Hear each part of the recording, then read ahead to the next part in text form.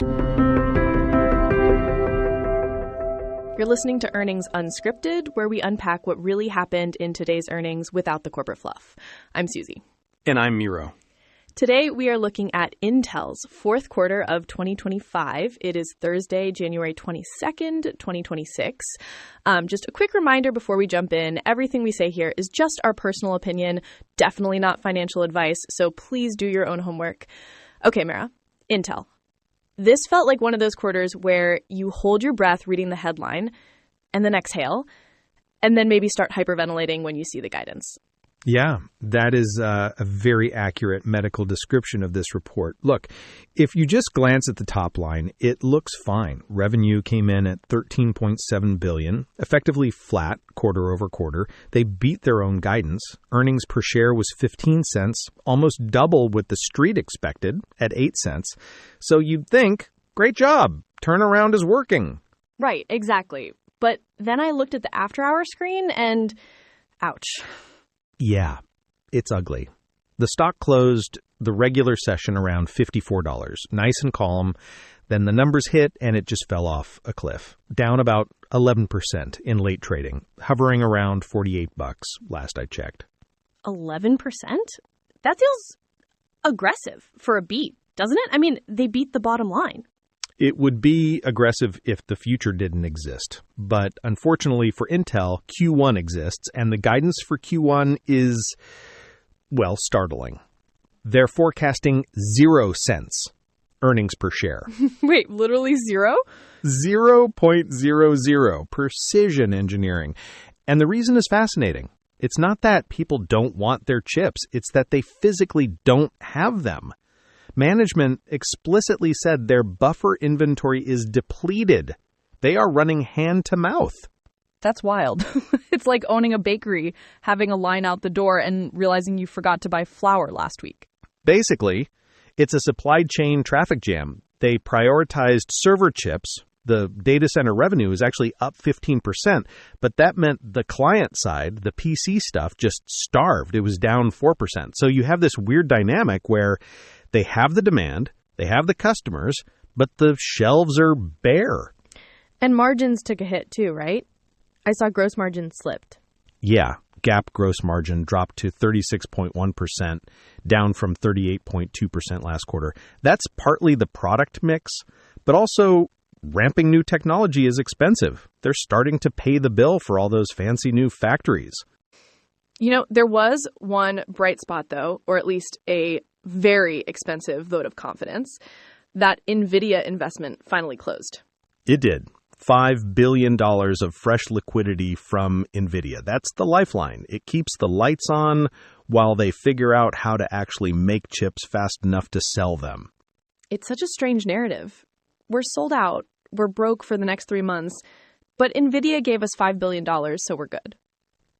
Welcome to semiconductor economics in 2026. It's a game of chicken with physics and cash flow. All right. Well, there is a lot to unpack there, especially that zero profit guide. Let's get into the details.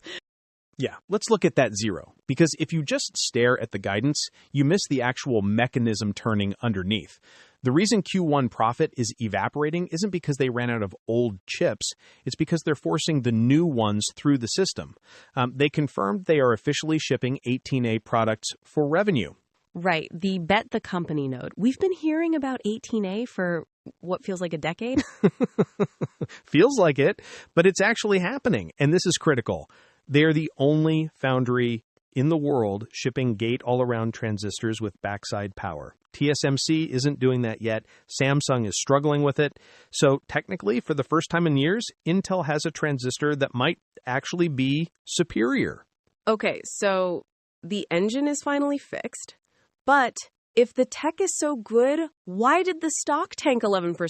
Why aren't investors throwing confetti? Because the management just changed the rules of engagement. And this is the part that really fascinated me. Gelsinger and the CFO explicitly said they are pausing capacity spend on the next node, 14A. The quote was something like, "We won't spend on equipment until we have customers secured." Wait, isn't the whole point of a foundry that you have the capacity ready so people can use it? It feels like opening a restaurant but telling people you won't buy the stove until they order dinner. See, that was the old Intel, the field of dreams Intel. Build it and they will come. But that strategy burned billions in cash building empty shells. Now, it's show me the money. They are basically saying they will build the building, the shell, but they won't move the expensive tools inside until a customer signs a contract. So it's risk management? It's extreme capital discipline. It's smart, but it's also humble. It admits they aren't the king anymore. They can't assume demand. For a company with Intel's ego, that is a massive psychological shift. They're trading maximum potential growth speed for survival. Survival is a heavy word, Miro. But I guess when you're looking at a Q1 with zero profit, survival is the only strategy that matters. Exactly. And there's one other detail buried in the transcript that backs this up. They mention their buffer inventory is depleted. Usually you run a factory to keep it busy, even if you just put chips on a shelf. Intel didn't do that. They ran lean. They let the shelves go empty rather than burn cash building stuff that might not sell. Which goes back to that hand-to-mouth situation. They're running the company like a startup that's worried about making payroll, not a 50-year-old giant. A startup with $46 billion in debt. But yes, the logic holds up. The problem is Wall Street hates it because it means the recovery curve isn't a hockey stick. It's a staircase. And right now we're standing on a very flat, very uncomfortable step. A step with zero earnings on it. Precisely. So, yeah, let's step back for a second and think about what all this means going forward. Does this discipline actually save them, or does it just slow the bleeding? I think it saves them, but let's be honest, it feels like surgery without anesthesia. Oof, that is a vivid image. Well, look at the timeline. They've basically admitted Q1 is the bottom of the hole. The supply squeeze is most acute right now. So strictly speaking, this discipline stops them from digging any deeper. They aren't building factories for ghost customers anymore. Right. It's efficient, but it creates this weird disconnect, doesn't it? On one hand, you have 18A shipping, legit cutting-edge tech that proves the engineering engine is finally working. On the other hand, the financials look, well, broken. It's the lag. Engineering leads, finance follows. For the last 3 years, the engineering was the problem. Now the tech works, but the balance sheet is still cleaning up the mess from the old strategy. That's why you see these crazy margin compressions down to the mid-30s. So the outlook here is pretty binary then.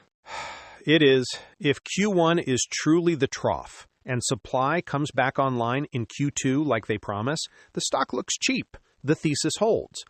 But if they miss that ramp, if margins stay stuck in the 30s while they burn cash, then that survival mode we talked about gets a lot scarier. Exactly. Investors are being asked to ignore the current bank account and trust the future blueprint, which is a big ask. It is. But you know, for the first time in a while, it feels like the blueprint is actually inked in permanent marker, not just pencil. Well, let's hope so. Though I'd still prefer to see the ink dry on a profitable quarter. Fair enough. I think shareholders would settle for boring and profitable right about now. I think they'd throw a parade for boring. Well, we'll see if they get it in Q2. That's a wrap for the analysis. Stick around for just a second as we sign off. So before we sign off, just a brief note on what you've actually been listening to. Earnings Unscripted is an experiment by a small team of enthusiastic people exploring the frontier of AI and how it can be used to enrich us. This entire episode was created by a team of AI agents, from the research analyst digging through the filings, to the scriptwriter crafting the dialogue, to the fact-checking QA specialist, and, well, the two of us hosting it. We are all working together to deliver high-quality, up-to-date information that would hardly be possible otherwise. It's really about testing whether machines and humans can collaborate to tell a clear story about the markets. If you have questions, comments, or just want to tell us how we did, reach out at earningsunscripted@datamadness.ca or follow us on X. Yeah. Thanks for trusting us with your time. See you after the next call.